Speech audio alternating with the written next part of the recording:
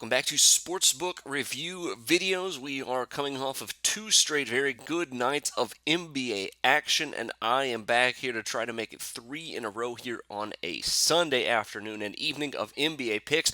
Chock full of value here with four playoff games on the slate, and we will start it off with the biggest of them, probably the Golden State Warriors playing in Game 4 against the Houston Rockets. Now, the Warriors come in as a 9-point favorite, total of 217.5, and of course, the big news with this one is it looks like Stephen Curry will be making his return to the court here in this one. Steve Kerr came out yesterday, said that he looks like he is good to go, and that is, of course, good news to the Golden State Warriors, as their odds have shot up from where they opened from 6.5 all the way up to 9. But the total is interesting as well, and I think a teaser is the best way to attack this line here today. Afternoon start, obviously, in Houston will hurt the offense just a little bit with Curry coming back. The Warriors' offensive rating jumps by about 10 points. And that's going to really, I think, push this one over the edge for me in this one. I think a two-team teaser, well, at least a one-game, two-team teaser, with the Warriors teased down to 5-point favorites and the over at 213, I think is a very, very good play here on a 4-point teaser between these two teams.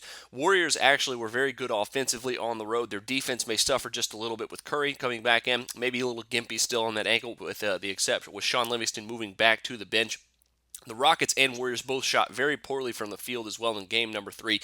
I doubt that continues here in game number 4. I think with Curry back, pace is going to be pushed once again, and I think it's going to be a fast-paced, very high-scoring game, much like I think we saw in game number 2. So for this one, two-team teaser, Warriors -5 over 213. Now, finally, the Hawks and the Celtics hook up in game number 4, very decisive game number 4. Celtics trying to tie the series after looking amazing in game number 3.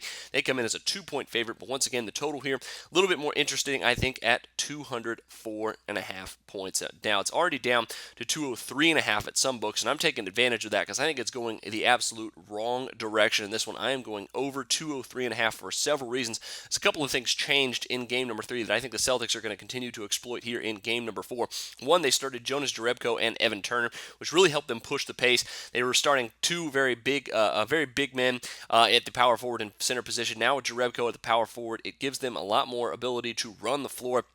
Jerebko also a very good shooter from that position as well, even though he didn't really show it in game number 3. But he did have a good game, double-doubled, played very well on both ends of the court, and they also started to push the pace a little bit more. They played it over a pace of over 100 possessions per 48 minutes, and they also took the ball out of Isaiah Thomas' hands a little bit more, which turned him into a shooting guard, which only accounted for 42 points and a career high for him. So I think they're going to continue to do that, put the ball in Marcus Smart and Evan Turner's hands, let them push the pace. Those two combined for a lot of assists in that one.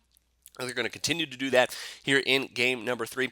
And a big factor in this one, I think, will be the pace, because the Boston Celtics, and something I missed coming into game 3 but will not miss in game number 4, is they play at a much faster pace when playing at home. In fact, they play at the second fastest pace during the regular season of any home team, minus the Sacramento Kings at 102 possessions per 48 minutes. I think we see, once again, another high-scoring game.